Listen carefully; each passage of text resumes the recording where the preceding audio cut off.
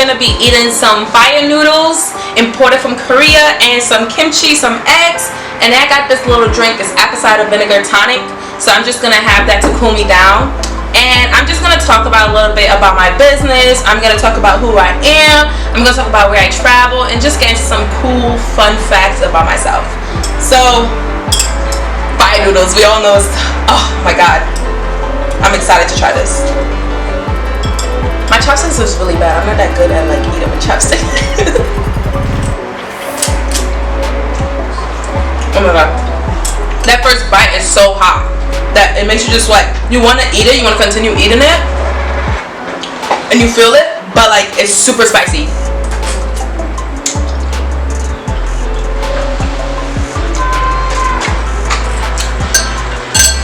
So I know we're all struggling during this quarantine, and everybody's just so stressed out and tired and confused about the future. And for me, as someone who's about to launch a business June 1st, I have had my own anxiety about it.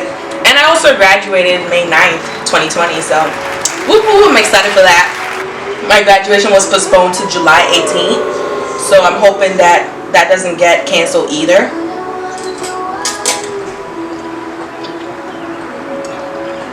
I got some eggs here just to kind of like help me munch a little.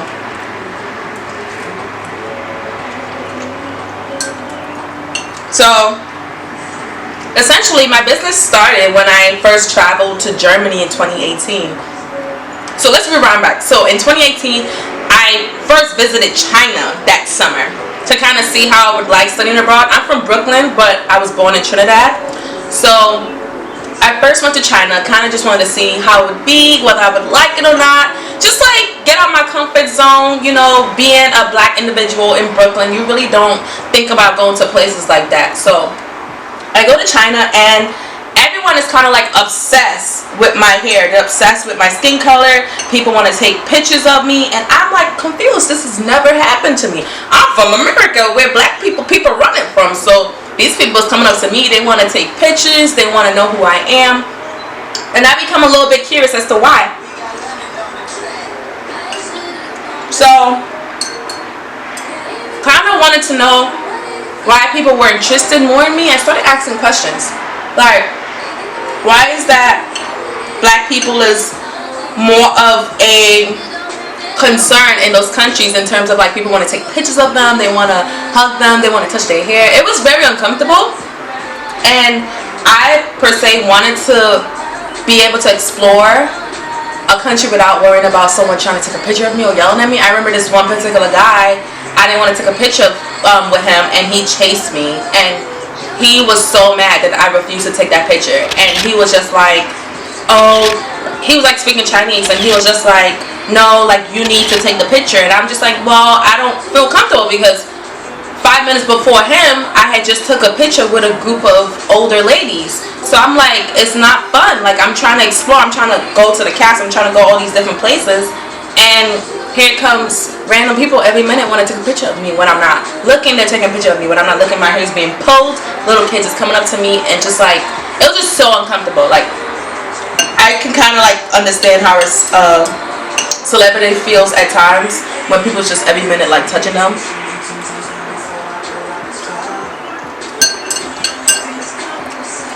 It's not so fun.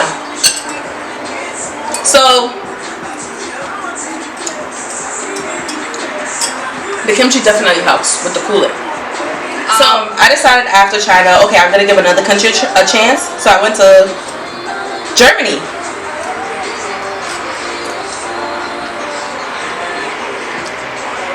And in Germany, it was actually completely different. People were not obsessed with me. They would ask me questions like, what you're mixed with. They would ask me just simple questions.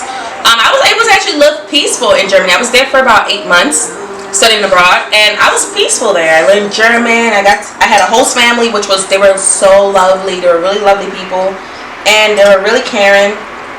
But one thing I realized when I was in Germany is I completely didn't fit in. Just like in China I didn't fit in Germany I didn't fit in. Like, people honestly excluded me because they were like confused what black people eat and stuff like that. And I was just like, I eat regular food. Like, what do you mean?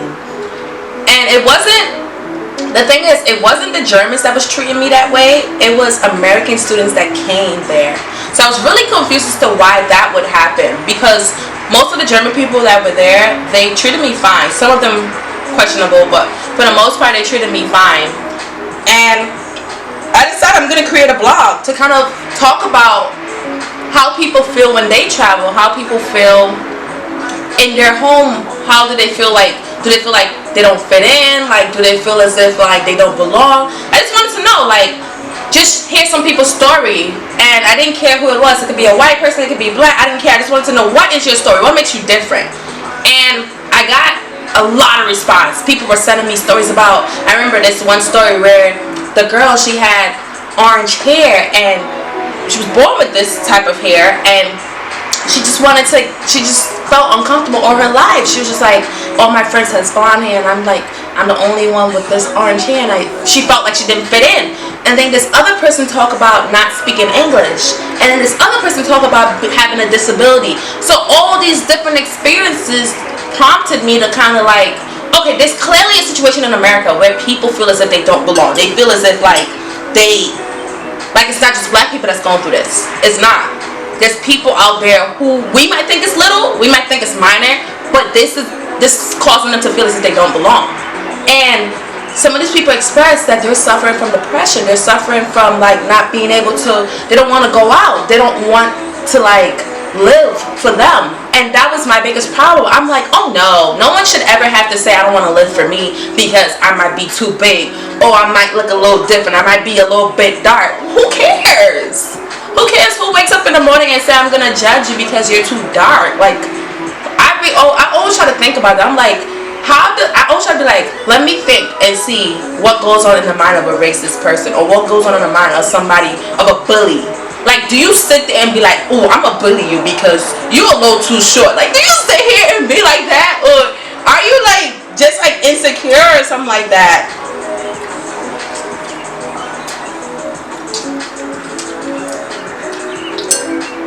And I just wanted to like expose that. So I decided, oh, I'm gonna launch my company. I literally cleared out all my savings, and I decided to like launch my company called Not Blended, which means you don't have to blend to belong. Because I felt like oftentimes when people teach you about diversity, they're not telling you, oh, they're telling you we're all different and we're gonna blend because we're different. No, I'm telling you, you don't have to blend because you don't belong. You don't have to do any of that. I'm telling you that not because you're different means that we all gonna just fit in and it's not gonna happen. No. What I'm saying, like what I'm trying to tell people is, yes, we acknowledge you're different, but let that be your perfection. Let your flaws show people that you are who you are because of those flaws. And I felt like at my college they didn't necessarily expose diversity as that. They try to make diversity as a way of saying like, oh, yeah, you're different, but you belong. Like, that's not how it works. Because if you're different and you feel different, you're never gonna feel like you belong. You're never going to. Just because like society has that image that you're always gonna be like, look at yourself. You're always gonna be like, well, I don't do this. Well, I don't act this way. Well, I don't look this way, and you're never gonna feel that way.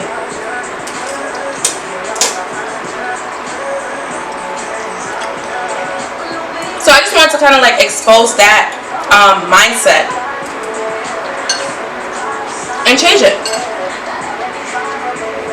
So first I started selling keychains, and I realized, well, I want it to be a movement. I wanted to create a change not only in schools, but in just like society in general.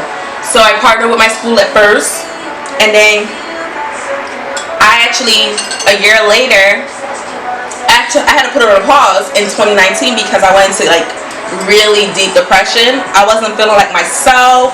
I just like, it really started to take a toll on me that I was different. And after being told to give up and you don't fit in and just like quit school so you can handle your depression and stuff like that, I pushed through. I fought because I was just like, oh no, we're not about to let this define me. We're not about to let this moment be the moment where I'm letting society break me down. And unfortunately, I got into a toxic relationship. I'm happy I ended it. Struggling with these chopsticks. So after that, after ending that toxic relationship, I got better. I felt better. Met the love of my life. I felt better, and I just like decided to revamp Not Blended.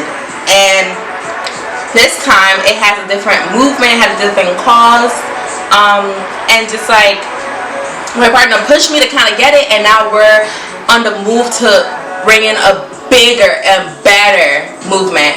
And now we're doing clothing lines, we're doing a blog where people can send us their stories, we're having photo shoots of people who share their story.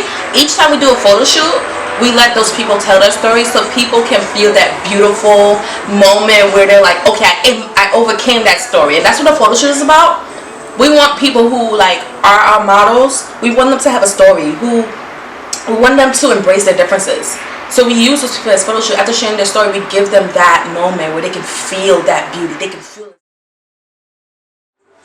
So we just want to like hear people's story. We just want to like kind of just let people know that they just don't have to fit in. Fuck society, truth be told. Like, society does not have to define you. It doesn't have to make you who you are. Like, so I'm just super happy. I know like I'm launching my company in such a bad time, but this is a good time because we need some love and affection, and we need some inspiration in a time like this where everyone feels confused and alone and lost. Like, so much people lost their jobs, you know what I mean?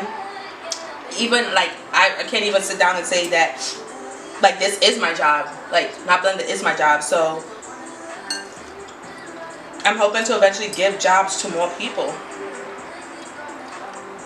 I'm hoping to be able to share the love and travel around the world and give students and kids this message. I have so much goals and plans for this company. Like, I already like told my team that in 2 years I see us traveling around the world and helping children, like giving them school supplies. Because you know what? The only way we're gonna change this cycle is by educating our young ones.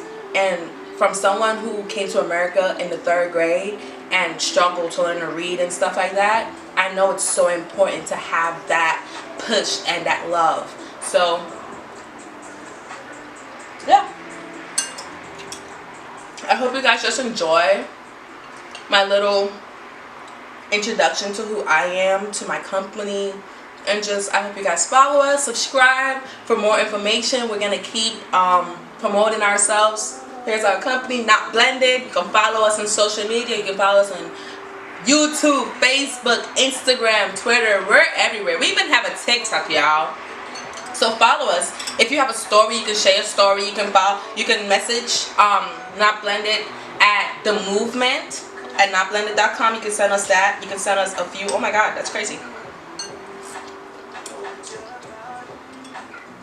We're open to messages. You can send us a DM on Instagram, Twitter, and below we're gonna put the links to where you can email and text us. We're also gonna send you guys, we have a giveaway going on, so for those who follow us on social media at Not Blended, you have a chance to win a $50 gift card and also get a free t-shirt where you can rock. So if you're interested, everything is gonna be below. We're gonna put all the links, we're gonna put our email, so you're welcome to send us your story, because we hope that we're able to inspire one person. We just want to inspire one person. That's all it takes, one person. If I can change one person's life, I'm good.